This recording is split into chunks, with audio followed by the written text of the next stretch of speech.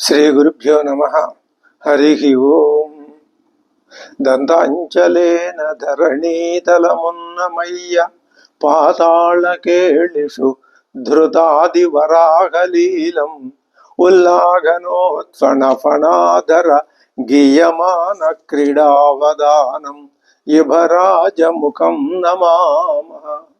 అమరీ కబరీ భార భ్రమరీ ముఖరీకృతం దూరీకరోతు దురితం గౌరీ చరణ పంకజం ఇందీవరదళ శ్యామం ఇందిరానందకందళం వందారు జనమందారం వందేకం యదునందనం.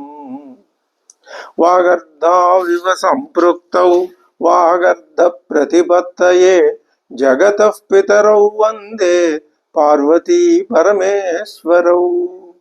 ఆపదామపహర్తారం దాతారం సర్వసంపదాం లోకాభిరామం శ్రీరామం భూయో భూయో నమామ్యహం. బుద్ధిర్బలం యశోధైర్యం నిర్భయత్వమరోగత అజాడ్యం వాక్పటుత్వం చ హనుమత్స్మరణాత్ భవేతు.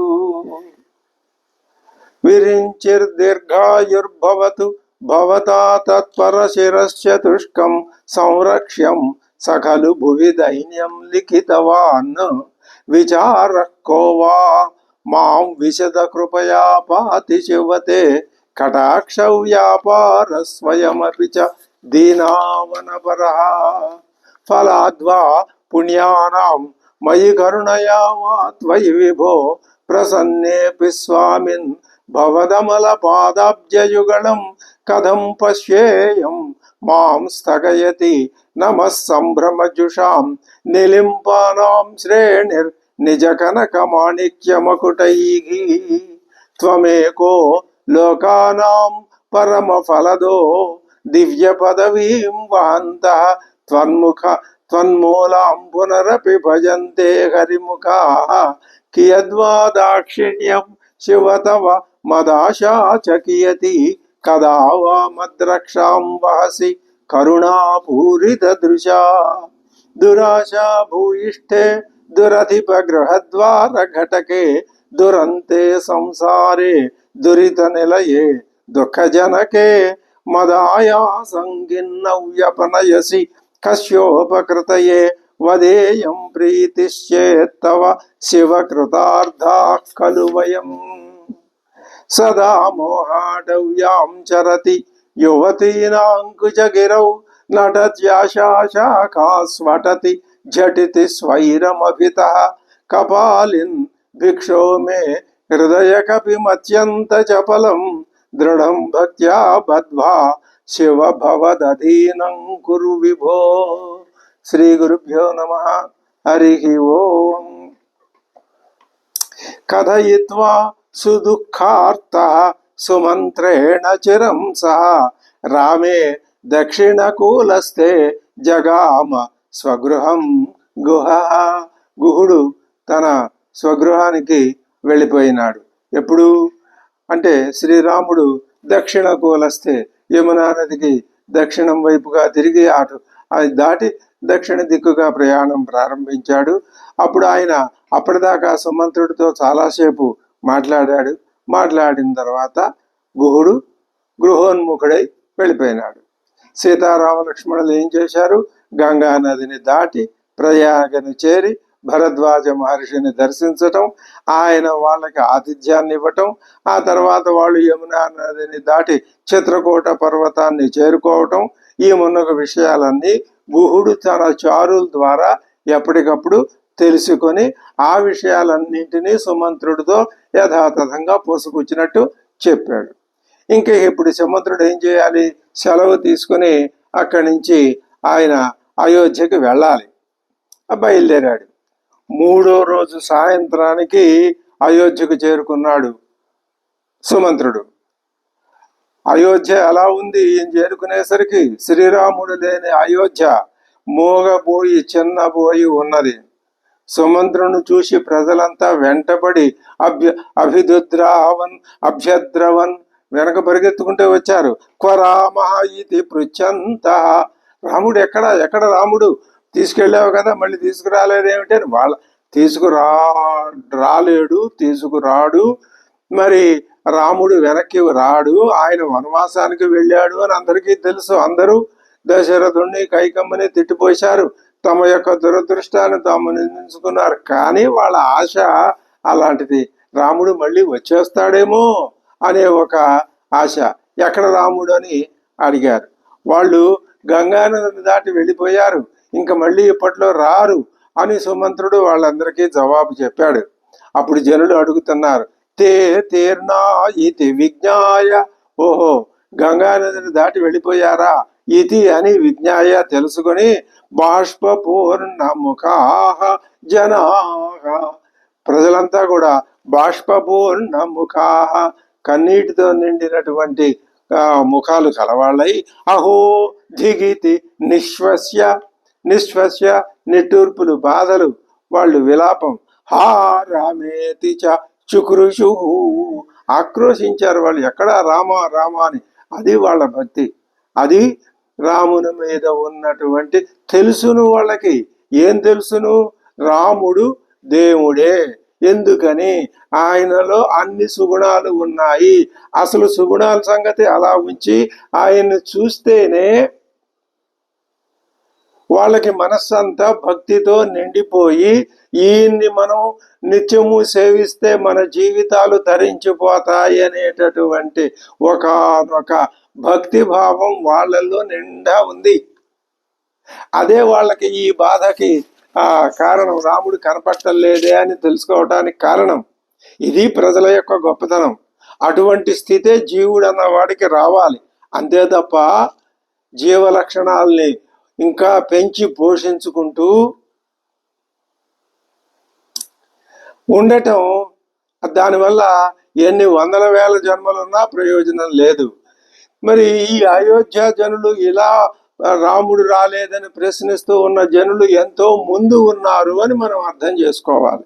అహో ధిగితి నిశ్వస్య హా రామేతి చ చుక్రుషు, వాళ్ళు ఇంకా దుఃఖిస్తున్నారు. ఏమని దుఃఖిస్తున్నారు? శ్రీరాముని దర్శన భాగ్యం లేకపోతే మనం చచ్చిన వాళ్ళతో సమానమని అంటున్నారు వాళ్ళు. చూడండి ఎంత స్థితిలో వాళ్ళు, బాధాకరమైన స్థితిలో ఉన్నారు. బతికున్నా ప్రయోజనం లేదు, చచ్చిపోయిన వాళ్ళతో సమానమే. దాన యజ్ఞ వివాహి, ఎక్కడ కనిపిస్తాడు ఆయన? రాముడేమో అంతఃపురంలో ఉంటాడా? ప్రజలంతా ఎవరెవరి ఇళ్లలో, ఎవరి ఊళ్ళల్లో వాళ్ళు ఉంటారా? ఎంతో దూరంలో ఉంటారా?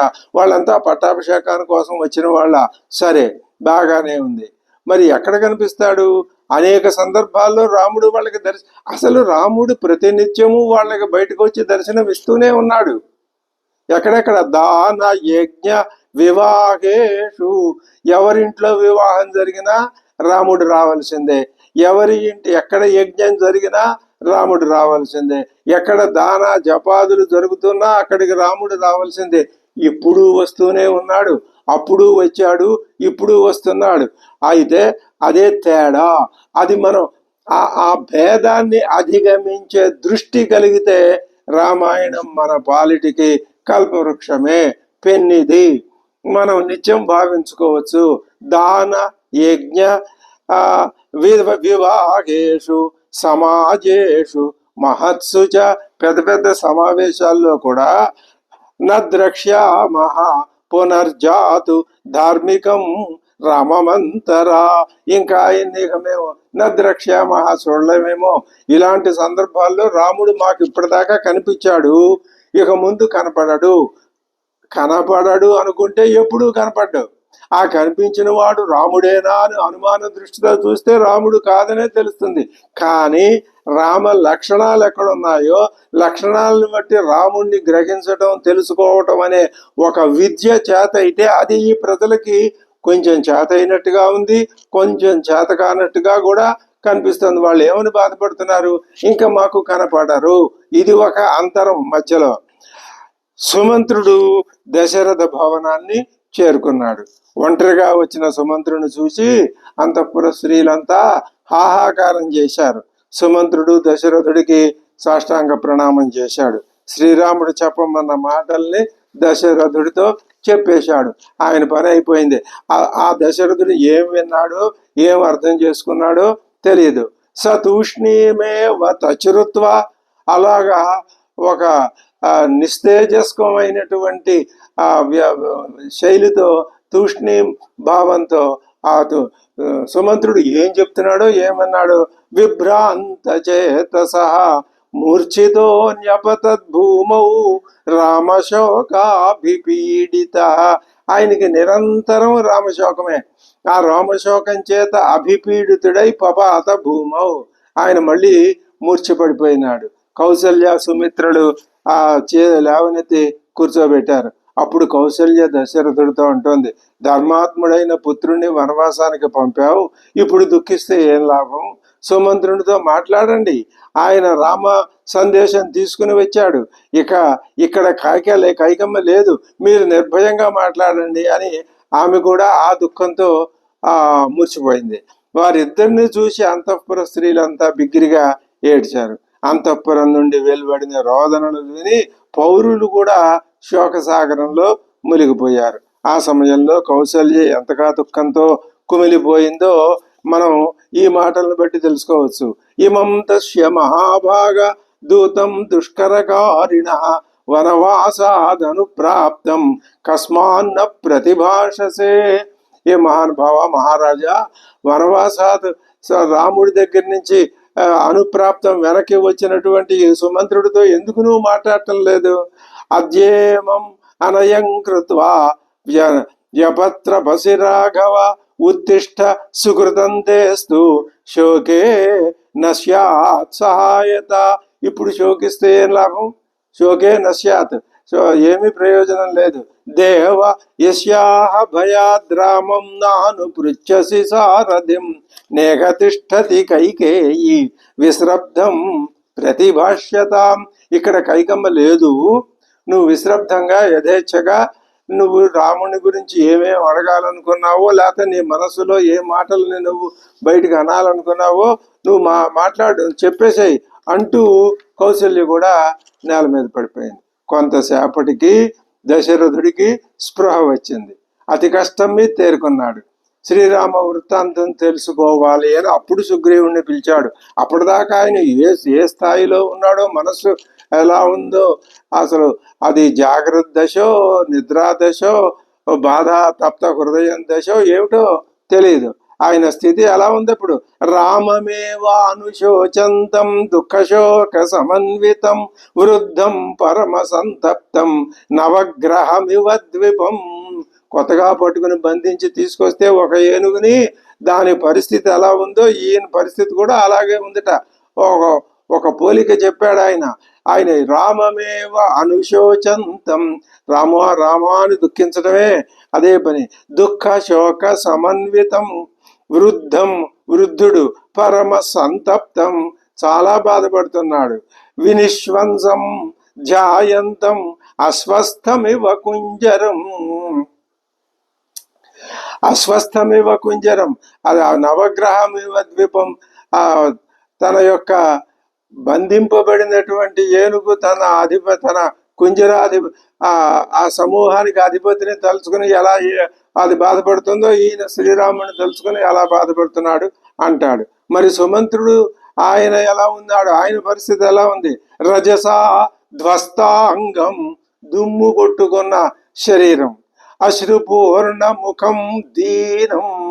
ఈయన అలాగే ఉన్నాడు, కన్నీరు ఆయన దుఃఖించి కళ్ళన్నీ చారికలు కట్టిపోయినాయి, దుమ్ము కొట్టుకొని ఉన్నాడు శరీరం అంతా. దశరథుడు అడుగుతున్నాడు, సుమంత్ర, నా రాముడు ఎలా ఉన్నాడయ్యా? కష్టాలని ఎలా ఊర్చుకుంటున్నాడయ్యా?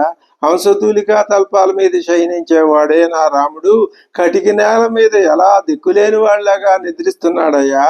ఆయనకి ఎప్పుడూ చతురంగ బలాలు తోడుగా ఉండేవే ఎక్కడికి వెళ్ళినా, మరి ఇప్పుడు నిర్జనవనంలో ఒంటరిగా ఎలా వెళుతున్నాడయ్యా? మరి అక్కడ పులులు పాములు తిరుగాడే భయంకరమైన ప్రదేశం కదా ఆ వనాల్లో. ఈ ముగ్గురు, అందులోనూ మా సీతమ్మ ఒంటరిగా ఎలా తిరుగుతున్నారయ్యా? వాళ్ళు పాదచారులై నడవాల్సి, రథం కూడా ఏం లేదు కదా, రథాలు లేవు, ఏం లేవు. ఎక్కడికి వెళ్ళాలన్నా కాలినడకన వెళ్తున్నారా? అయ్యయ్యో, వాళ్ళకి ఎంత దీనస్థితి వచ్చిందయ్యా. సుమంత్ర, రాముడేమన్నాడు, నాతో ఏం చెప్పమన్నాడు, లక్ష్మణుడేమన్నాడు, మా తల్లి సీతమ్మ ఏమన్నది, నా రాముని గురించి చెప్పు, ఆయన నాకేం సందేశం చెప్పాడో చెప్పు, అప్పుడు నా శోకం పోతుంది. నువ్వు చెప్పే మాటలు వింటూ ఉంటే నా శోకం పోతుంది, అప్పటిదాకా నా శోకం పోదు అన్నాడు. తన మనస్సులో ఉన్న ఆ దుఃఖాన్నంతా, ఆవేదనంతా బయట పెట్టాడు దశరథుడు.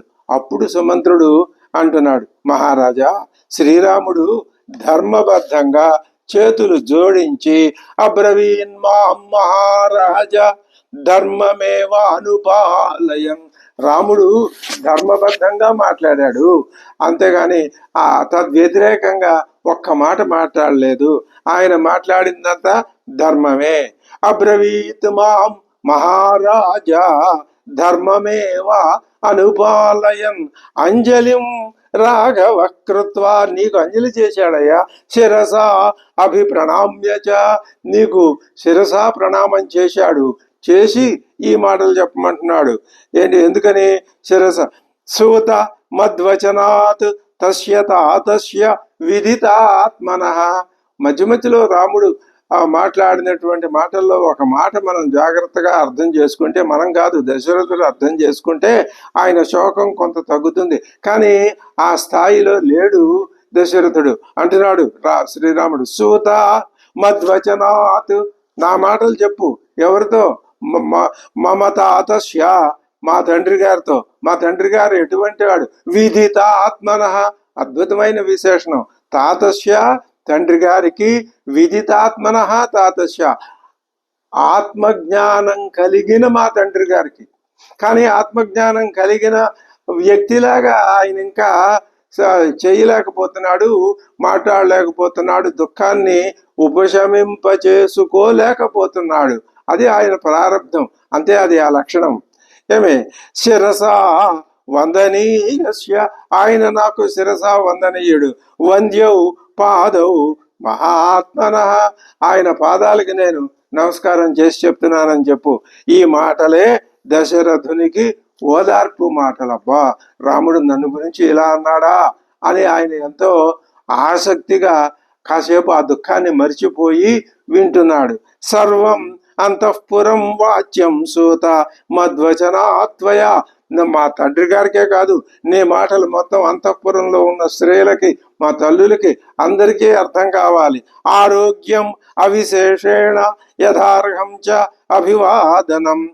మేమందరం, మేము ముగ్గురం ఇక్కడ క్షేమంగా ఉన్నాం, ఆరోగ్యంతో ఉన్నాం, ఏ విధమైన బాధలు మాకు లేవు, మేము సుఖంగా ఉన్నాం, అడవి అయినా సరే మేము సంతోషంగానే ఉన్నాం అనే మాట అందరికీ బిగ్గిరిగా వినపడేటట్లు నువ్వు చెప్పు అంటున్నాడు రాముడు సుమంత్రుడితో. సుమంత్రుడు అదే మాటలు ఇక్కడ తీసుకొచ్చి చెప్తున్నాడు. మాతా చ మమ కౌసల్య కుశలంచ అభివాదనం. మా తల్లిగారు కౌసల్యాదేవి వారికి అభివాదనం, నమస్కారం చేశానని చెప్పు. కుశలం, నేను కుశలంగా ఉన్నానని చెప్పు. అప్రమాదంచ వక్తవ్య, మాకేమీ ప్రమాదం లేదు, మేము క్షేమంగా ఉన్నామని చెప్పు. బ్రూయాశ్చ ఏనాం ఇదం వచః, మా అమ్మతో ఈ రెండు మాటలు చెప్పు. ధర్మ నిత్య యథాకాలం అగ్ని అగ్ని ఆగార పరాభవ. అమ్మా, నువ్వు ధర్మపరురాలవై, నీ ధర్మం ఏమిటి? అగ్నుల్ని సేవించటం, అగ్ని కార్యాలు నిత్యం పురోహితుల చేత నీ మందిరంలో నిర్వహింపచేసుకోవటం.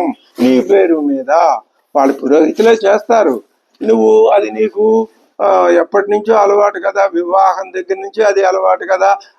ఆ ధర్మ నిరతితోనే ఉండు అమ్మా, ఆ ధర్మమే నిన్ను రక్షిస్తుంది. అది శ్రీరాముడు తల్లి గారికి ఇచ్చిన సందేశం. ఎందుకని? అగ్ని కార్యాలు చేయడం అన్నది వేద ప్రోక్తమైనటువంటి విషయం. ఆయన వేదవేద్యుడైన పరమ పురుషుడు, మరి ఆయన ఆ మాటే చెప్తాడు కదా. అలా చేస్తే ఆయన ఎవరైతే అలా చేశారో వాళ్ళకి దర్శనమిస్తాడు. అందుకనే ఆయన చెప్తున్నాడు, ఆయన బాధ అది. ధర్మ నిత్య యథాకాలం అగ్ని ఆగార పరాభవ దేవి దేవస్య పాదౌ చ దేవవత్ పరిపాలయ. నీకు రెండే ధర్మాలమ్మా. ఒకటి నీ భగవత్ పూజాధికం అగ్ని కార్యాది అవన్నీ నిర్విఘ్నంగా ప్రతినిత్యం నీ శోకాన్ని దుఃఖాన్ని పక్కన పెట్టి అవి జరపటం. తర్వాత భర్తని పరమ దైవంగా పాదౌచ దేవవత్ పరిపాలయ, సాక్షాత్ భగవంతుడే అన్నట్లుగా నీ భర్తను నువ్వు పరిపాలయ, నువ్వు ఆ విధంగా ప్రవర్తించు. మహారాజు అని దైవంగా భావించు, ఆయన పాదాలని సేవించు. నేను పెద్దదానను పట్టమహిషిని అనేటటువంటి విషయాన్ని నువ్వు నీ మనసులో ఎప్పుడూ అహంకారం అహంభావం రానియకు, తలపకు. తల్లులందరినీ సమానంగానే చూసుకో. ఇది ఉపదేశం. అంటే ఆమెలో ఆ విధమైనటువంటి భావన ఉన్నదని స్వామివారికి తెలుసు. అది పోవాలి. అది పోతేనే కానీ ఆ విషయ విజ్ఞానం కలిగి ఏది ఏమిటో అనే ఆ స్థితి తెలిసి శోకం కొంచెం తగ్గుతుంది. కైకమ్మను కూడా రాజుగారితో సమానంగానే చూడు. ఎందుకని? ఆవిడ ఇప్పుడు రాజమాత అవుతుంది కదా. భరతుడు చిన్నవాడే అయినా రాజు కాబట్టి రాజుగానే చూడు. చిన్నవాడిని అలాంటి దృష్టితో చూడకు. ఓ సుమంత్ర, మా కుశల వార్త భరతుడు వస్తాడు, వచ్చే ఉంటాడేమో, ఆ భరతుడితో కూడా మేము కుశలంగా ఉన్నామని చెప్పు. అందరికీ చెప్పు. నువ్వు తండ్రి గారిని గౌరవంతో చూసుకోమని భరతుడితో నా మాటగా చెప్పు. మహారాజా, రాముడు ఇలా మాట్లాడుతూనే రామో రాజీవ పత్రాక్షో భృశం అశ్రూణిన్యవర్తయ అవర్తయతు. ఇది ఇందాక నుంచి చెప్పిన దానికి అంతటికీ ఇది చిట్ట చివరి మాట అన్నమాట. ఇన్ని మాటలు ఇట్లా అందరికీ ఎవరెవరికి ఏం చెప్పాలో చెప్పి రామ కమల పత్రాక్ష రాజీవ పత్రాక్ష, తామర రేకుల వంటి కన్నులు కలిగిన ఆ శ్రీరాముడు భృశం అశ్రూణి వ్యవర్తయతు. ఆయన ఇలా మాటలు చెప్తుంటే ఆయన కళ్ళలోంచి నీళ్లు వచ్చినాయి. శ్రీరాముడి కనులలో నుంచి నీరు వచ్చింది. ఇక్కడ చెప్తున్నాడు ఆ మాట. వనవాసం చేయవలసి రావటం వలన కావచ్చు, మరి నగరాన్ని విడిచిపెట్టడం వలన కావచ్చు, తండ్రి గారిని తల్లి గారిని తల్లుల్ని విడిచిపెట్టడం వలన కావచ్చు, అయోధ్య నగరవాసులందరినీ విడిచిపెట్టడం వలన కావచ్చు, ఆయన మనస్సులో బాధ లేకుండా లేదు, ఉంది. కానీ ఇప్పటిదాకా బయటపడలేదు. ఇప్పుడు కొద్దిగా బయటపడింది. ఏ రూపంలో బయటపడింది? అశ్రూణి వ్యవర్తయతు, ఆయన కళ్ళ వెంట కన్నీరు వచ్చింది. తండ్రి గారికి తల్లి గారికి తాను చెప్పవలసిన సందేశాన్ని చెప్తూ సుమంత్రుని ఎదురుకుండా ఆయన కన్నీరు పెట్టుకున్నాడు. కానీ మహారాజా, ఈ శ్రీరామచంద్రుడు ఇలా చెప్పాడు చక్కగా, వినయంగా, అనుకూలంగా, ధర్మబద్ధంగా. కానీ లక్ష్మణ స్వామి అలా చెప్పలేదయ్యా. ఆయనకు మహాకోపం వచ్చింది. ఆయన మాత్రం సుసంక్రుద్ధ, ఎంత కోపం వచ్చిందంటే నిశ్వసన్, ఆయన కోపంతో బుసలు కొడుతూ నిశ్వసిస్తూ కార్యం వాక్యం అబ్రవీతు, ఆయన కొన్ని మాటలన్నాడు. కేన అయం అపరాధేన రాజపుత్రో వివాసిత, ఆయన నిన్ను సూటిగా ఒకే ఒక ప్రశ్న ఖచ్చితంగా అడుగుతున్నాడు. మా అన్నగారు శ్రీరామచంద్రుడు ఏం అపరాధం చేశాడని ఆయనని నువ్వు అడవులకి పంపావు? ఈ ప్రశ్నకి ఎవ్వరి దగ్గర జవాబు లేదు. అది నిజంగా రాముడు అపరాధం లేదు కదా. అడవులకు ఎవరిని పంపుతారు? అపరాధం చేసిన వాళ్ళని నగర బహిష్కారం చేస్తారు. రాముడు ఏం అపరాధం చేశాడు? ఆ మాట వినేసరికి మళ్ళీ దశరథుడికి నవనాడులు కుంగిపోతాయి. కేనాయం అపరాధేన రాజపుత్రో వివాసిత, రాజు ఇది ఎలా ఎందుకు చేశాడో చెప్పమంటావా? కైకమ్మ తల్లి యొక్క దుర్బోధలు విని ఏమీ ఆలోచించకుండా తల ఉంచుకొని ఈ పని చేసేసాడు. ఇప్పుడు ఆయన ఆ పని చేయటం వల్ల మేము కష్టాల పాలైపోయాం. నా దృష్టిలో మహారాజు చేసినది సరైన పని కాదు. ఆయన్ని నేను అసలు మహారాజుని గౌరవించను. నాకు మరి ఎవరిని గౌరవిస్తాను నేను తెలుసా? భ్రాత భర్త చ బంధుశ్చ పితా చ మమ రాఘవ. నాకు అలా అనుకోవచ్చు, ఇలా అనుకోవచ్చు. రాఘవ శ్రీరాముడే, లేదా రాఘవ అంటే దశరథుడు అని కూడా అనుకోవచ్చు. అంటే మనసులో ఉన్న మాటను అట్లా కొద్దిగా చెప్తున్నాడు. భ్రాత భర్త చ బంధుశ్చ పితా చ మమ రాఘవ. దశరథుడు చేసిన పని ఎలాంటిదంటే చెప్పమంటావా? సర్వలోక ప్రియం త్యక్త్వా, సర్వలోక ప్రియుడైనటువంటి ఆ శ్రీరామచంద్రుణ్ణి త్యక్త్వా వనాలకి పంపించి సర్వలోక హితే రతం, ఆయన సర్వలోక ప్రియుడు, సర్వులకి హితం చేయటంలోనే నిరంతరం ఆసక్తిని ప్రదర్శించేవాడు. సర్వలోకో అనురజ్యేత, అటువంటి వాడిని పంపించి లోకాలని ఎలా ఆనందింపజేస్తాడు ఆయన? కథంత్వా అనేన కర్మణ, ఈ పని చేసి లోకాల్ని ఎలా సంతృప్తి పరుస్తాడా దశరథ మహారాజు? సర్వ ప్రజాభిరామం హి రామం ప్రవ్రాజ్య ధార్మిక, సర్వలోకం విరుధ్యేమం కథం రాజా భవిష్యసి. రాజు ఏమైపోతాడో నాకు అర్థం కావట్లేదు. జానకీతు అని లక్ష్మణుడు చెప్పిన మాటలు చెప్పాడు. ఇంకా ఇప్పుడు అమ్మవారు చెప్పిన మాటలు కొన్ని ఉన్నాయి, అవి కూడా ఆవిడేం మాటలు చెప్పలేదు. కానీ జానకి అయితే ఆ తుశబ్దం చాలా అర్థవంతంగా ఆవిడ మాత్రం నిశ్వసంతి, దుఃఖంతో నిట్టూర్పులు విడుస్తూనే ఉంది. తపస్విని, ఆమె తపస్విని కాబట్టి, తపస్విని అంటే తపోదృష్టి కలది. అనవసరంగా మాట్లాడటం, అధర్మబద్ధంగా మాట్లాడటం ఇలాంటి లక్షణాలు లేవు.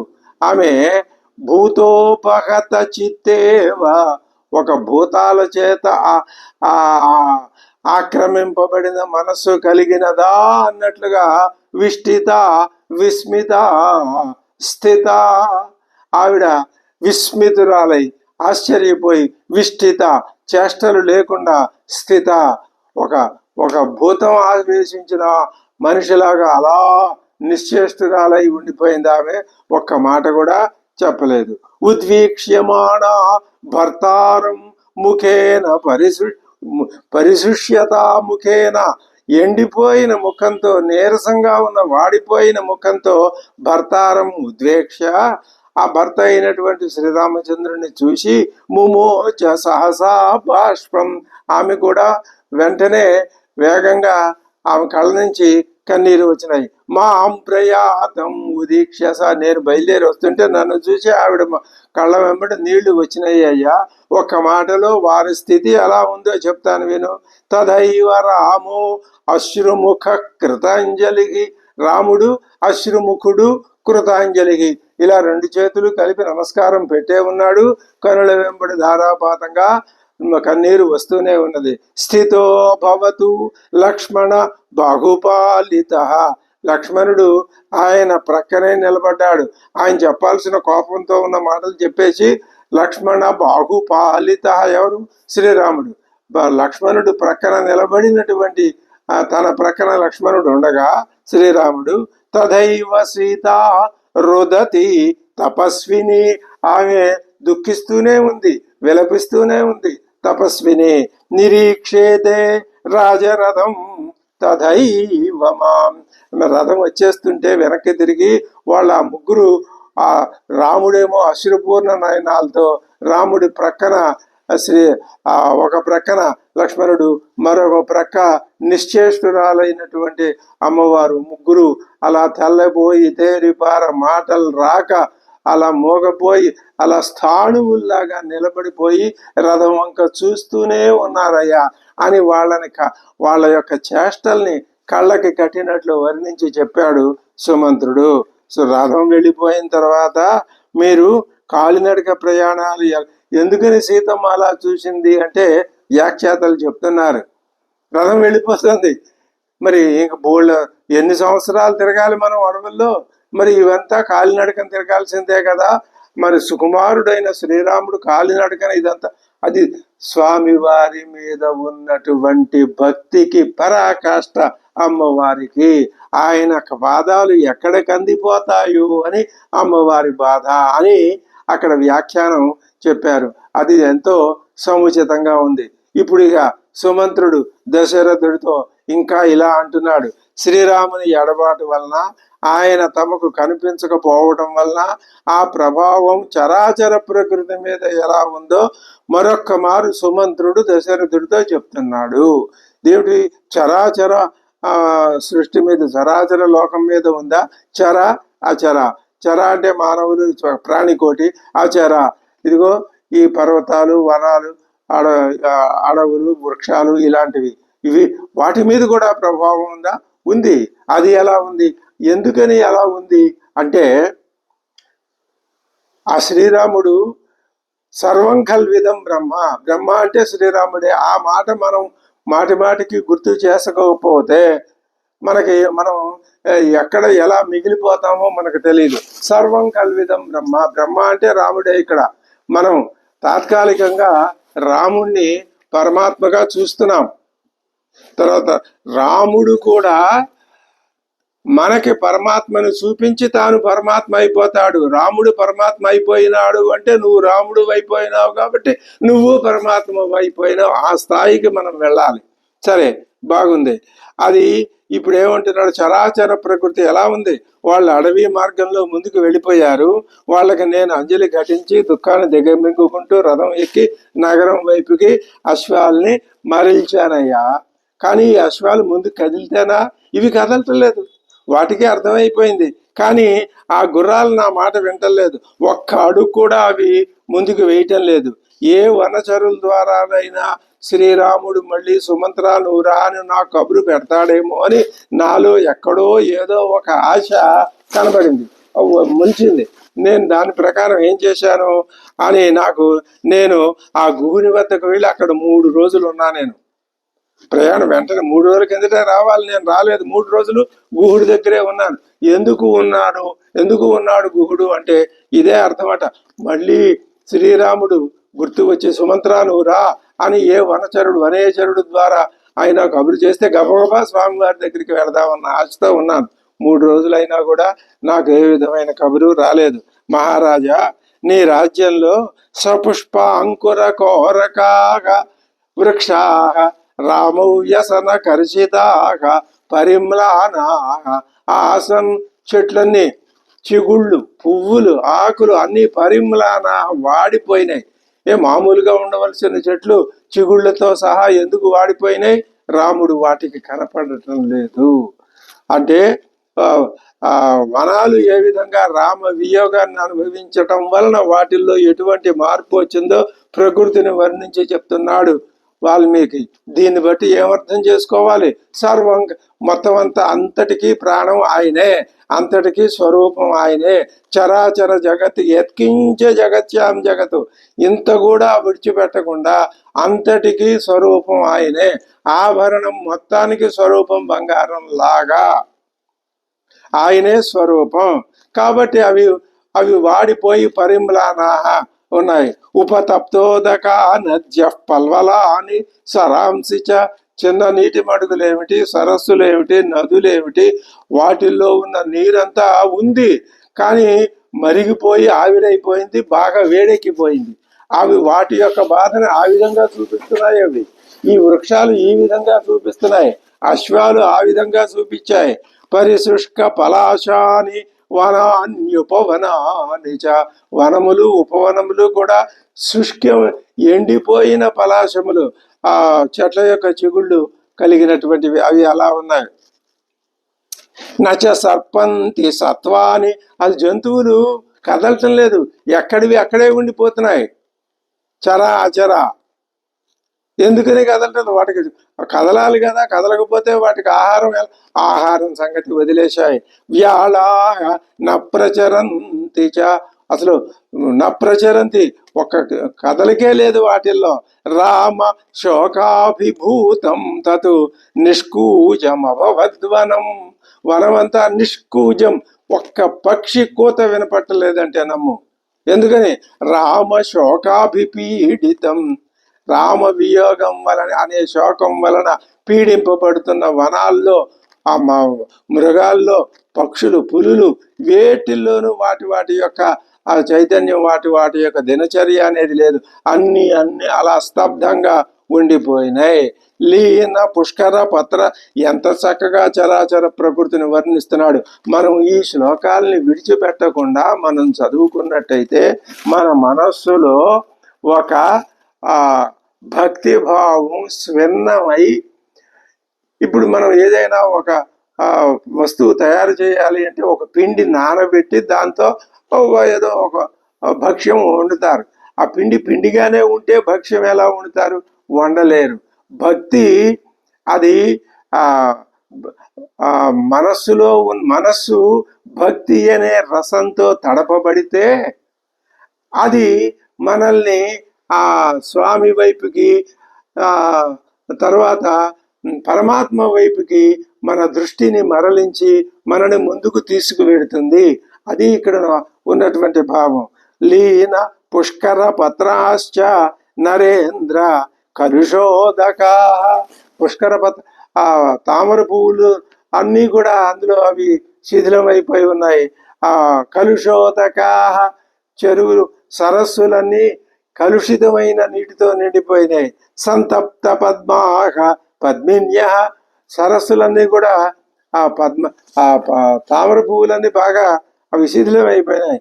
లీన మీన విహంగమాహ, సరస్సుల్లో ఉన్న మీనాలు కూడా, విహంగాలు కూడా అవి నిరుత్సాహంతో నిండిపోయి ఉన్నాయి. జలజాని చ పుష్పాణి మాల్యాని స్థలజాని చ నాద్య భాంతి అల్పగంధీని. అసలు వాసనే లేవు, పుష్పాలు వాసన లేవు, స్థలజాలు వాసన లేవు, ఏవి వాసన లేవు. ఫలాని చ యథాపురం, సువాసనలు ఇంతకు పూర్వం ఎంత గుమ్మగుమ్మలాడే సువాసనలు వెదజల్లేవో ఆ సువాసన అంతా ఎటుపోయిందో అవన్నీ నిస్తేజస్కంగా అలా పడి ఉన్నాయి. అత్ర ఉద్యానాని శూన్యాని ప్రలీన విహగాని చ, ఉద్యానవనాలన్నీ శూన్యంగా ఉన్నాయి, విహగాలన్నీ నిశ్చేష్టితమై ఉన్నాయి. నచాభిరామాన్ రామాన్ పశ్యామి మనుజర్షభ, నచ అభిరామా ఆరామాన్ పశ్యామి. మనుషుల అభిరామాని ఆరామాన్ న పశ్యామి. ఏ ఒక్క ఆరామం కూడా అభిరామంగా లేదు, అందంగా లేదు, అన్ని కళావిహీనంగా పడున్నాయి. ప్రదిశంతం అయోధ్యాం మాం న కశ్చిత్ అభినందతి. తన బాధ తను చెప్పుకుంటున్నాడు. నేను అయోధ్యలోకి వస్తే ఒక్కడు వచ్చి నన్ను అభినందించిన వాడు లేడు, మనసారా పలకరించిన వాడు లేడు. ఎప్పుడైతే రథం శూన్యంగా ఉందో అందరూ నన్ను తిట్టుకుంటున్నారే, నేను అందరి యొక్క తిట్లు భరించాల్సి వచ్చింది. నరాగ రామమ పశ్యంతో నిశ్వసంతి ముహుర్ముహు నిశ్వసంతి. మాటికి వాళ్ళు దుఃఖంతో నిట్టూర్పులు విడుస్తూనే ఉన్నారు. అయోధ్యలో రథం ప్రవేశించింది, అందులో రాముడు లేడు. జనుడు దుఃఖంతో బాధపడిపోతున్నారు, కంటతడి పెట్టుకున్నారు. భవనాల ఉపరి భాగం నుంచి అంతఃపుర స్త్రీలు కానీ, మరి ఆయా భవనాల్లో ఉండే గృహిణులు కానీ కన్నీరు కారుస్తూ అలాగే కొయ్యబారిపోయి నిలబడి ఉన్నారు, నిలుచుండిపోయారు జనులంతా. అందులో ఆ జనుల్లో ఎవరున్నారు? నీ మిత్రులు, నీ శత్రువులు కూడా అలాగే నిశ్చేష్టులైపోయారు. మధ్యస్థంగా ఉండేవాళ్ళు కూడా అలాగే ఉండిపోయారయ్యా మహారాజా. ఈ అయోధ్యను చూస్తే నాకు కౌసల్య మాత, ఆవిడ ఎలాగా ఏ విధమైన చేష్టలు లేకుండా ఉందో అయోధ్య కూడా అలాగే రామమాత లాగా దుఃఖితురాలైన కౌసల్యయే గుర్తుకు వచ్చేంది నాకు. ఎందుకంటే ఇరువురిలోనూ ఆనందం లేదు కదా, అదే కారణం. సుమంత్రుడి మాటలన్నీ విన్నాడు దశరథుడు. పశ్చాత్తాప సంతప్తుడై సుమంత్రుడితో అంటున్నాడు, దుష్ట వంశ సంజాత దుష్ట స్వభావం గలది అయిన కైకేయి ప్రేరేపించింది నన్ను. ఆ ప్రేరేపించటం వలన నేను అనాలోచితంగా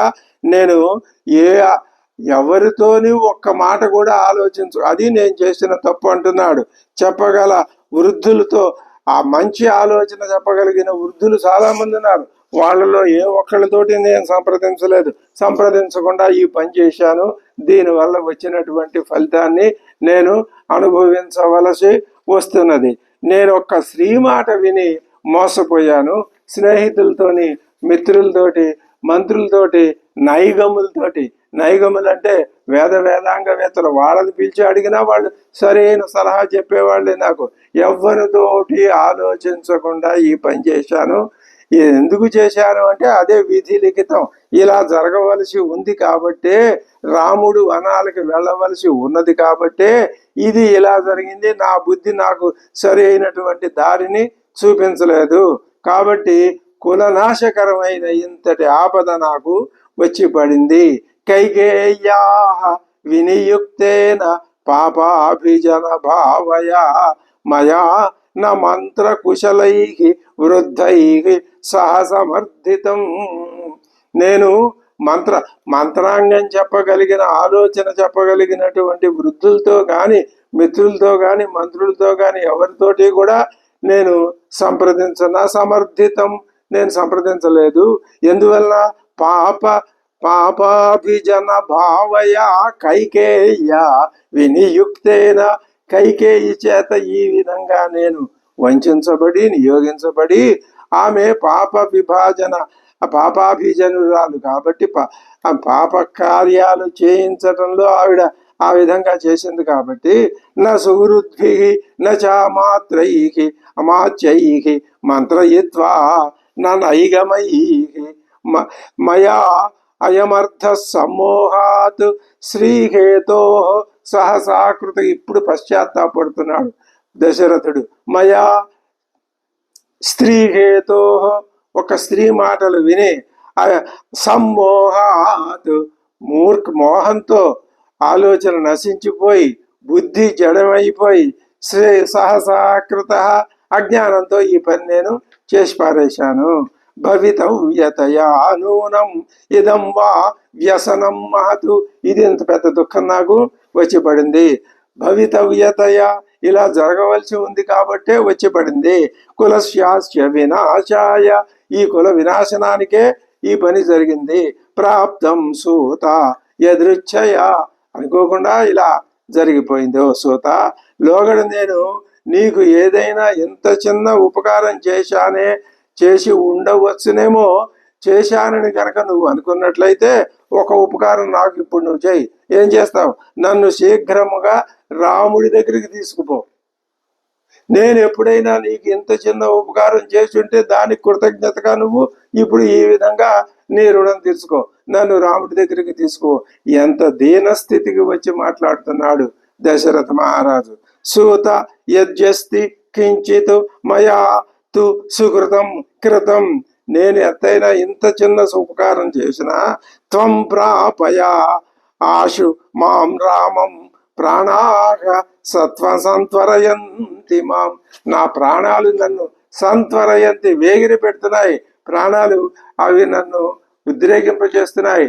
నేను ఆ ప్రాణశోకంతో, ప్రాణ బాధతో ఈ మాటలు నీతో అంటున్నాను. లేదా ఇంకో పని చేయి, ఆ రాముణ్ణి అయినా సరే ఇక్కడికి తీసుకురా.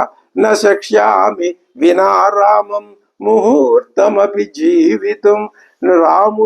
నువ్వు నన్ను రాముడి దగ్గరికి తీసుకెళ్ళినా సరే, రాముణ్ణి ఇక్కడికి తీసుకొచ్చినా సరే, రాముణ్ణి చూడకపోతే ఒక్క క్షణం కూడా నేను ఇంకా జీవించి ఉండటం అనేది జరగదు. ఆయన ఇప్పటికే చాలా దూరం వెళ్ళిపోయి ఉంటాడు మా రాముడు. మామేవ రథమారోప్య శీఘ్రం రామాయ దర్శయ, నన్నే రథం మీద కూర్చోబెట్టు, తీసుకువెళ్ళు. ఇది దశరథుడు ఎంత స్థితికి వచ్చాడో చూడండి. ఇక్కడ మనం ఒక చిన్న విషయాన్ని గుర్తు చేసుకోవాలి. మళ్ళీ భరద్వాజ మహర్షిని. ఆ భరద్వాజ మహర్షి గారు తెల్లవారిన తర్వాత శ్రీ రామలక్ష్మణులు సీతమ్మ వారు బయలుదేరి వెళ్ళొస్తామని ఆయనకు అభివాదనం చేస్తే, ఆయన కొంత దూరం వీళ్ళతో, ఈ ముగ్గురితో నడిచి కొంత దూరం వచ్చి అక్కడ సరేనని చెప్పి వాళ్ళకి వీడ్కోలు పలికి వెనక్కి తిరిగాడు. ఎలా వాళ్ళ వెంట వచ్చాడంటే, వాల్మీకి ఏం చెప్పాడు? ప్రస్థితాంచైవ తాన్ ప్రేక్ష్య పితా పుత్రానివ అన్వగాతు. అక్కడ చెప్పాడు వాల్మీకి, మాట ప్రయోగించాడు, మనం చెప్పుకున్నాం. ఒక తండ్రి తన కొడుకుల్ని ఏ విధంగా అనుసరిస్తాడో ఆ విధంగా భరద్వాజ మహర్షి రాముణ్ణి అనుసరించి కొంత దూరం తీసుకొచ్చి అక్కడ ఆయనకు గుడ్ బై చెప్పి ఆయన నటు పంపించి ఈయన వెనక్కి తిరిగాడు. అంటే తండ్రి పితృభావాన్ని భరద్వాజుడు రాముడి మీద చూపించాడు. అంతకు పూర్వం నేనెప్పుడూ నిన్ను మనస్సులో తెలుసు. రాముడికి భరద్వాజుడికి దశరథుడికి ఉన్న తేడా మీరు తెలుసుకోండి అనడానికే పితా పుత్రాని వాన్మగాత్ అనే విశేషణం వేశాడు వాల్మీకి. ఇందులో ఏ విధమైనటువంటి అనుమానం ఉండటానికి అవకాశం ఉండదు. లేకపోతే ఆ ఉదాహరణ, ఆ పోలిక, ఆ ఉపమాలంకారం ఎందుకు చెప్తాడు? తండ్రి కొడుకుని వలె అనుసరించాడు అని. మరి అటువంటి తండ్రి తన కుమారుడే అనుకున్నాడుగా భరద్వాజుడు, నిజంగా తన కుమారుడే అనుకుంటున్నాడుగా దశరథుడు. మరి దశరథుడు ఇంకా తనను తాను సముదాయించుకోలేకపోతున్నాడు, అసలు విషయాన్ని తెలుసుకోలేకపోతున్నాడు, దుఃఖంతో కొనారెళ్ళిపోతున్నాడు కదా. మరి భరద్వాజుడు కూడా అంత స్థితి గలవాడే, అంత భక్తి భావం గలవాడే, పరమాత్మ మీద నిరంతరం తలుసుకునేవాడు. ఒక్క కన్నతండ్రి కాదన్నమాట, కానీ మిగతా అన్ని విషయాల్లోనూ.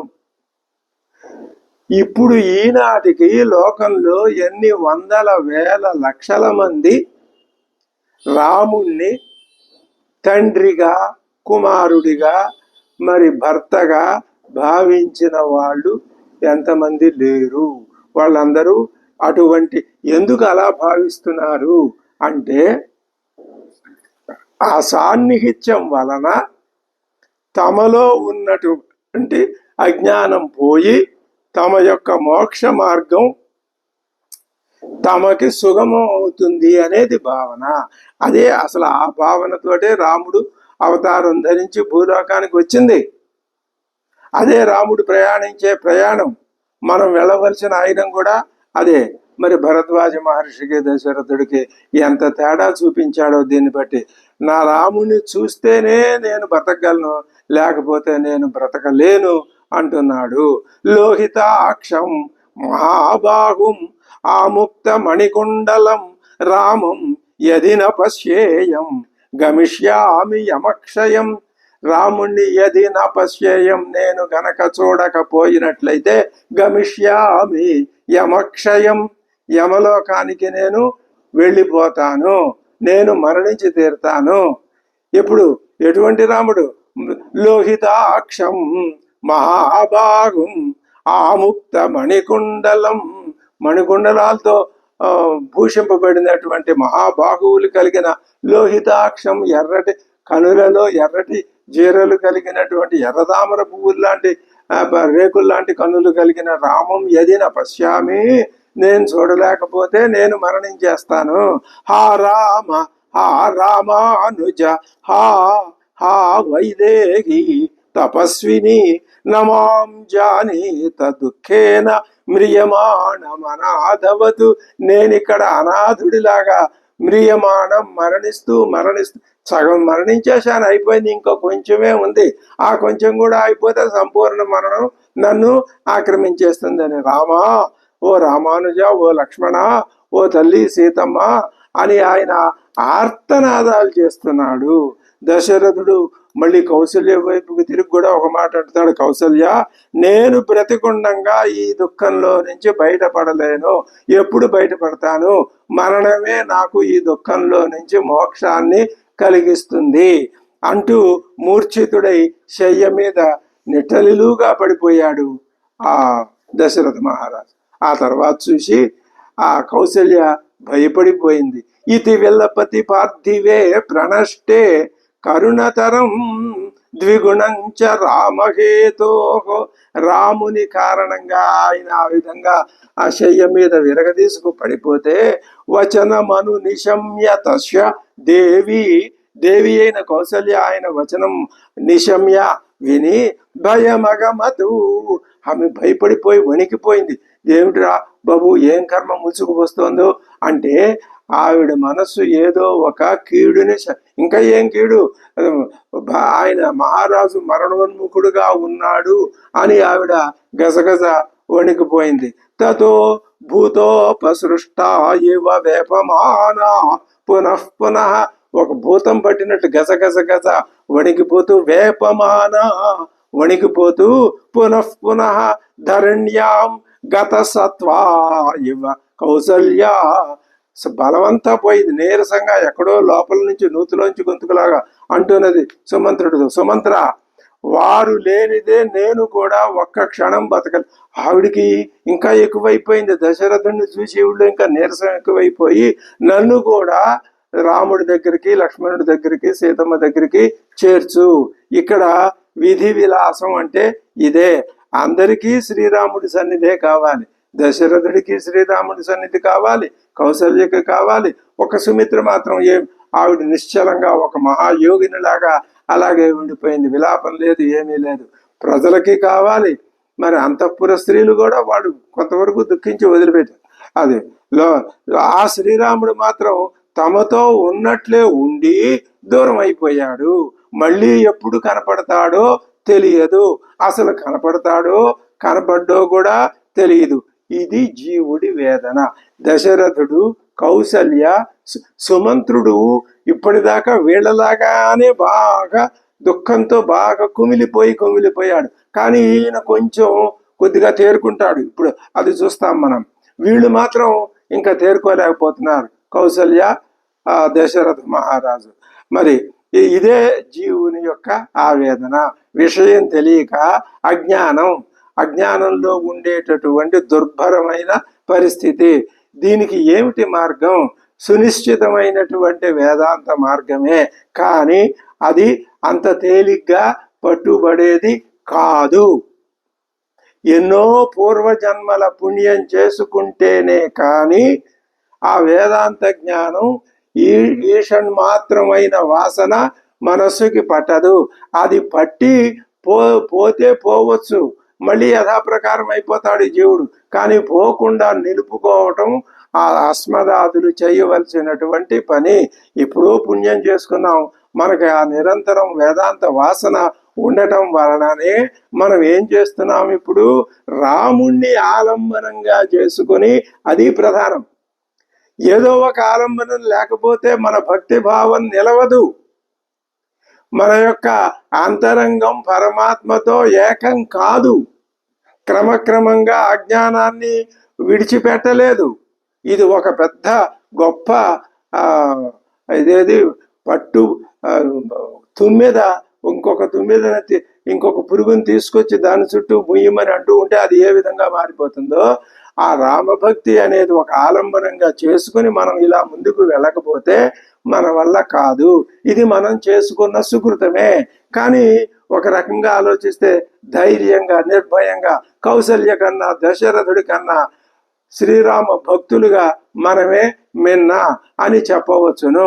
ఇది అహంకారమో గర్వమో అంటే అనుకోవచ్చు కాక, కానీ అటువంటిది ఏమీ కాదు అనే భావన నిశ్చితంగా ఉండవచ్చు. వేదాంత జ్ఞానమే దీనికి విరుగుడు, మందు అని శ్రీరాముడు అంతటా ఉన్నాడని భావిస్తేనే దుఃఖ ఉపశమనం, లేకపోతే లేదు. సుమంత్రుడు కౌసల్యను ఓదారుస్తూ మళ్ళీ ఇలా అంటున్నాడు, ఏమని? త్యజ శోకంచ మోహంచ సంభ్రమం దుఃఖజం తదా. చూడండి, సుమంత్రుడు ఆశ్చర్యకరంగా, అమ్మా కౌసల్యమాత, త్యజ, నువ్వు విడిచిపెట్టవమ్మా. ఈయన ఇప్పటిదాకా ఆ శోకంలో ఉన్నవాడే. పరిస్థితి మార్పు వల్ల ఎలా ఆయనలో ఆ పరిణామం వచ్చిందో అదే సుకృతం అంటే. త్యజ శోకంచ మోహంచ, శోకమోహాలు విడిచిపెట్టు. అర్జునుడు శోకమోహాలు పట్టుకున్నాడు కాబట్టే కదా స్వామివారు గట్టిగా ఒక పాఠం చెప్పాడు అర్జునుడికి, భగవద్గీత అని. ఆ గీతాసారం అంతా బహుశా ఈ సుమంత్రుడికి ఒక క్షణంలో అది ఆ విజ్ఞానం అనే ఒక వెలుగు వీచిక ఒక క్షణం చాలు. లేకపోతే 100,000 కోట్ల జన్మలైనా అది అంతే, మోక్షం లేదు, పాడు లేదు. ఆ చీకట్లో పడి ఉండటమే. ఆ వెలుగు వీచిగా ఒక క్షణంలో వెలుగు అది మనస్సులో వస్తే సరిపోతుంది. త్యజ శోకంచ మోహంచ సంభ్రమం దుఃఖజం తదా. ఆ సంభ్రమాన్ని, మానసిక చంచలత్వాన్ని, దుఃఖం వల్ల వచ్చిన దాన్ని విడిచిపెట్టు. వ్యవధూయచ సంతాపం, నీ సంతాపాన్ని దులిపిపారి, అవి లేకుండా చేసుకో. వనే వశ్యతి రాఘవ ప్రశాంతంగా ఉన్నాడు.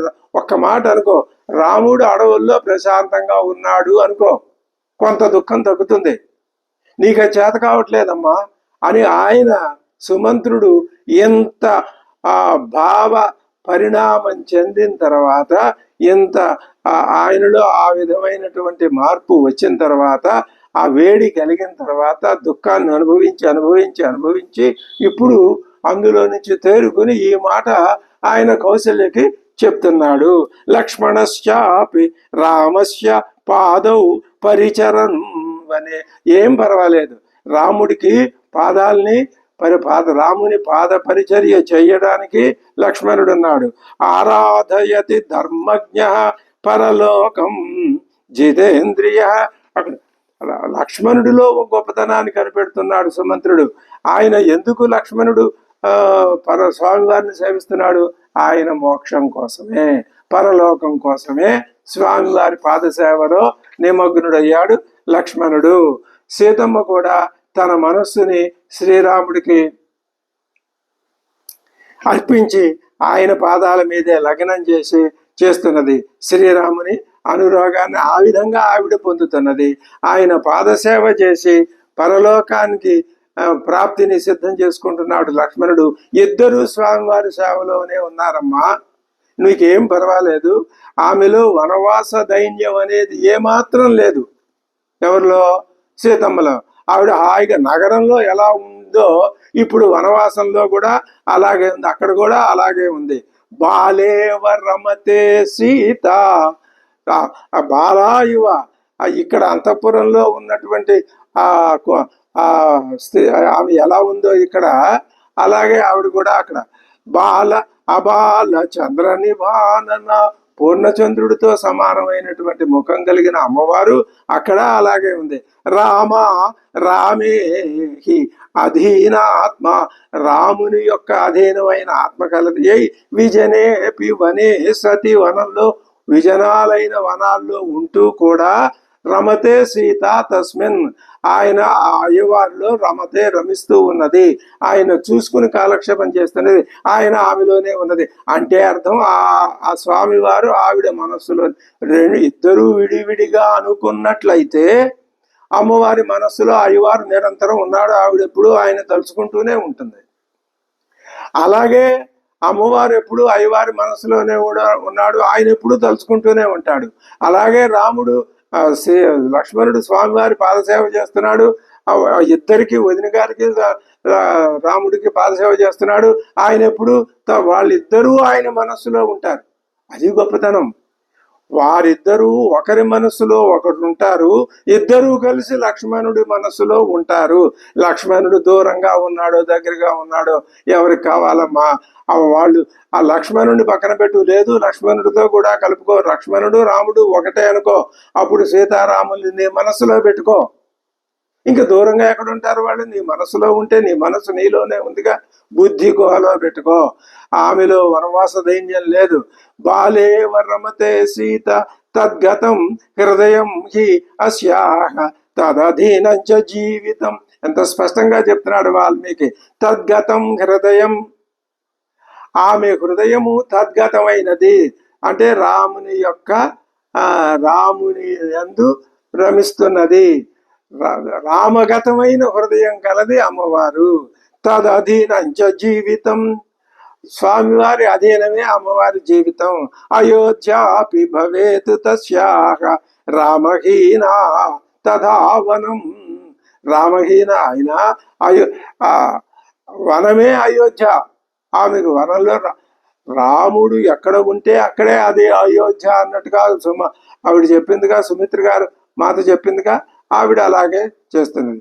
వనం కూడా ఆమెకు అయోధ్యలాగానే ఉందమ్మా అని మనం కూడా ఇలాగే భావించుకోవాలని రాముల యొక్క లక్ష్మణుడి యొక్క సందేశాన్ని మనం గ్రహించగలిగితే రామాయణ కథాశ్రవణం మనని ఉత్తమ లోకాలకి తీసుకువెళ్ళటానికి సిద్ధంగా ఉన్నదని మనకు ఒక భావన కలిగి తీరుతుంది. సుమంత్రుడి మానసిక స్థితిలో మార్పుని ఇక్కడ మనం గమనించాలి. ఆయన ఇప్పటిదాకా బాధపడే స్థితిలో నుంచి ఇప్పుడు ఎదటి వాళ్ళ యొక్క దుఃఖాన్ని పోగొట్టేటటువంటి అద్భుతమైన స్థితిలోకి వచ్చాడు సుమంత్రుడు. మనం కూడా సుమంత్రుని అడుగుజాడల్లో ఉండాలి, వెళ్ళాలి. దీని అంతటికీ ముఖ్యంగా లోపల ఒక తీవ్రమైన, ఇప్పుడు వీళ్ళకి కౌసల్యకి దశరథుడికి ఏ విధమైన తీవ్ర దుఃఖం ఉన్నదో అదే విధంగా భక్తులమైన మన మనస్సుల్లో కూడా తీవ్రమైన పరితాపం రామ దర్శనం కోసం, రామ భావన కోసం, నామ స్మరణం కోసం, ఆ రామనామ స్మరణాన్ని మనలో ప్రవిలాపనం చేసుకోవటం కోసం, తద్వారా మనం పరమ పదాన్ని పొందటం కోసం అనే ఈ ఒక్క ఆలోచన నిరంతరం మనని ముందుకు నడిపిస్తూ ఉంటే చాలు, అంతకంటే వేరే అక్కర్లేదు. దారి మధ్యలో కనిపించే గ్రామాల్ని, వనాల్ని, వృక్షాల్ని గురించి అడిగి తెలుసుకుంటూ ఉన్నది ఆవిడ. ఎవరిని? రాముడిని అడుగుతాను, లక్ష్మణుడిని అడుగుతాను. ఇదమే స్మరామ్యస్య సహసైవోపజల్పితం కైకేయీ సంస్కృతం వాక్యం నేదానీం ప్రతిభాతిమే. ఇలా చేస్తూనే ఒక మాట ఏదో అన్నదండి ఆవిడ కైకమ్మ వారిని గురించి. ఆ ఏమందో నాకు గుర్తు రావట్లా, మర్చిపోయా. ఇది ఒక పెద్ద ఆశ్చర్యకరమైన మాట వదిలిపెట్టాడు సుమంత్రుడు. ఏమి సీతమ్మ వారు మాటల మధ్యలో ఏం మాట్లాడలేదు, ఏం జవాబు చెప్పలేదు, నిశ్చలంగా అలా బొమ్మలాగా ఉండిపోయిందా. ఉండిపోతూ మధ్యలో ఒక మాట అన్నది. ఏమని? కైకమ్మని నిందించిందో మరి ఏమిటో తెలియదు, కానీ నేను ఆ మాట మర్చిపోయా అంటున్నాడు. ఈ విధంగా సుమంత్రుడు నోటి చివరి దాకా వచ్చిన ఆ మాటలు మృంగేసి దేవికి ఆనందం కలిగించడానికే అనే మాటని, ఇలా ఆ మాట కైకమ్మని ఇలా దుఃఖంగా ఇలా అన్నది సీతమ్మ అంటే ఈమె యొక్క బాధ ఇంకా ఎక్కువ అవుతుందిగా. అయ్యో చూసావా ఆ కైకమ్మ మా సీతమ్మని ఎంత బాధ పెట్టిందో అనే దుఃఖం ఇంకా పెరుగుతుందిగా. అది కలగకుండా ఉండటం కోసం ఆయన ఆ మాటల్ని తన మనసు నాలుక చివరి దాకా వచ్చిన మాటల్ని మళ్ళీ వెనక్కి హృదయంలో మింగేశాడు. మార్గంలో ప్రయాణం చేత కానీ, గాలికి గాని, మనస్సులో దిగులు చేత గాని, ఎండ చేత గాని వెన్నెల వంటి శీత శరీర కాంతి ఏమాత్రం తగ్గలేదయ్యా. ధ్వంసయిత్వాతు తద్వాక్యం ప్రమాదాత్ పర్యుపస్థితం హలాదనం వచనం సోతః దేవ్యా మధురం అబ్రవీతు అధ్వనా వాతవేగేన సంభ్రమేణ ఆతపేన వా నవిగచ్చతి వైదేహ్యాః చంద్రాంశు సదృశీ ప్రభ. ఆమె ఏమాత్రం కూడా ఆ మార్గంలో నడవటం వలన కానీ, తీవ్రమైన గాలులు వీసటం వలన కానీ, ఎండలు బాగా మెండుగా కాయడం వలన కానీ, వేటి వల్ల ఆమె ఏ విధమైనటువంటి పరితాపాన్ని పొందలేదు. ఆవిడ సుఖంగా ఉన్నది. ఇలా దాటవేయడం స్వాభావికంగా ఉంది అని వ్యాఖ్యాతలందరూ. ఏం దాటవేశాడు? సీతమ్మ ఏదో ఒక మాట కైకమ్మని నిందించింది. ఆ నిందించిందని కూడా అలా ఏదో కైకమ్మని గురించి అంది, కానీ నాకు ఆ మాట గుర్తులేదు, నేను మర్చిపోయాను అన్నాడు ఆయన. అమ్మా కౌసల్యామాత, సీతమ్మ ముఖం ఎలా ఉందో చెప్పమంటావు? ఆవిడ్ని ఇప్పుడు సుమంత్రుడిలో మార్పు వచ్చిందిగా. సుమంత్రుడు తాను ఏ విధంగా ఇతరుల యొక్క శోకాన్ని, దుఃఖాన్ని పోగొట్టడం అనేది ఒక క్షణంలో అభ్యసించాడు మనకు తెలిసిపోతుందిగా. ఆయన అంటున్నాడు, వికసిత కమలం వలె సుందరంగాను, పూర్ణచంద్రుడి వలె ఆహ్లాదకరంగాను ఉందమ్మా అమ్మవారి ముఖం. ఆమె ముఖ సౌందర్యం కొంచెం కూడా చెక్కు చెదరలేదు. నువ్వేదో బాధపడిపోతుంది అక్కడ అనుకుంటున్నావు, ఏం బాధ లేదు, నువ్వు సుఖంగా ఉండు, ఆవిడ సుఖంగా ఉంది అక్కడ. అందుకు ఆ మాట చెప్పటం. ఆమె ఆభరణాలు ధరించలేదు నిజమే, కానీ ఆ నూపురాలు ధరించి ఇక్కడ నడిస్తే ఎలా నడిచేదో అక్కడ నూపురాలు లేకపోయినా నూపురాలు ఉన్నట్లే వనంలో సంచరిస్తోందమ్మా అని చక్కగా ఆ కల్పన చేసి ఆమె యొక్క పరిస్థితిని ఆనందకరంగా వర్ణించి చెప్పాడు సుమంత్రుడు. అది వాక్చాతుర్యం అంటే. ఎవరికి ఏ విధంగా వాళ్ళల్లో ఉన్న దుఃఖాన్ని పోగొట్టడానికి ఏ మాటలు చెబితే దుఃఖం పోగొడుతుందో అది వాంగ్ నైపుణ్యం. సుమంత్రుడు ఉన్నట్టుండి తాను దుఃఖ స్థితిలో నుంచి తేరుకొని ఆ కౌసల్యామాతని దుఃఖ స్థితిలో నుంచి బయటికి తీసుకురావడానికి చేసిన ప్రయత్నం అత్యద్భుతంగా నిరూపించాడు వాల్మీకి సుమంత్రుడి పాత్రని. శ్రీరాముని బాహుబలంపై అమ్మవారికి సీతమ్మకి మంచి విశ్వాసం ఉందమ్మా. అందుకనే ఆమె పులులు కాదు, సింహాలు కాదు, ఏనుగులు కాదు, ఏవి కనిపించినా లెక్క చెయ్యదు, ఆయన పక్కనే ఉంటుందిగా. కాబట్టి అవేవో మృగాలు ఏం చేసేస్తాయో అని మా కోడలు నువ్వేమి బాధపడక్కర్లేదు. నహి శోచ్యాస్తే నా చ ఆత్మన శోచ్యో నాపి జనాధిప. నువ్వు వారిని గురించి శోచింపనక్కర్లేదు, శ్రీరాముని గురించి శోచింపనక్కర్లేదు, సీతమ్మని గురించి దుఃఖించక్కర్లేదు, లక్ష్మణుని నిన్ను గురించి కూడా నువ్వు దుఃఖించనక్కర్లేదు. ఇదం హి చరితంలోకే ప్రతిష్టాశ్వతి శాశ్వతం. ఒక్క మాట నేను ఘంటాపథంగా ఎంతటి స్థితి నుంచి ఎంతటి స్థితికి వచ్చాడో సుమంత్రుడు దీన్ని బట్టి మనకి అర్థమవుతుంది. లోకే ఇదం హి చరితం లోకే, ఈ చరిత్ర లోకంలో శాశ్వతంగా సువర్ణాక్షరాలతో యావస్థాస్యంతి గిరయ. పర్వతాలు ఎంతకాలం ఉంటాయో, నదులు ఎంతకాలం ఉంటాయో, రామాయణం ఎంతకాలం ఉంటుందో, రామ కథ, ఆ రాముని యొక్క ధర్మపరత్వం, ధర్మజ్ఞత. రామో విగ్రహవాన్ ధర్మ. రాముడు సాక్షాత్తు ధర్మస్వరూపుడే, వేదవేద్యుడైన పరమపురుషుడే. వేదం అంటే ధర్మమే, ధర్మం అంటే రాముడే. రాముని పితృవాక్య పరిపాలన అనే ధర్మం లోకంలో శాశ్వతంగా ఉండిపోతుందని ఘంటాపథంగా స్పష్టమైన గొంతుకుతో ప్రకటించి కౌసల్య యొక్క, దశరథుని యొక్క, ఇంకా అక్కడ ఉన్నటువంటి అంతఃపుర స్త్రీల యొక్క దుఃఖాన్ని పోగొట్టే ప్రయత్నం చేశాడు సుమంత్రుడు. ఇదం హి చరితంలోకే ప్రతిష్టాస్యతి శాశ్వతం. సుమంత్రుడు ఎంత హోదార్చినా ఆమె పరితాపం మాత్రం మళ్ళీ ఎక్కడ వేశావు గొంగళి అని అక్కడే ఉన్నట్టుగా ఆమెలో ఏ మాత్రం మార్పు రాలేదు. చూద్దాం ఆవిడ మళ్ళీ ఏ విధంగా మాట్లాడుతున్నదో, ఏం చేస్తున్నదో, ఈ విషయాల్ని మనం తర్వాత కార్యక్రమంలో తెలుసుకుందాం. అంతవరకు స్వస్తి. శ్రీ గురుభ్యో నమః. హరి ఓం.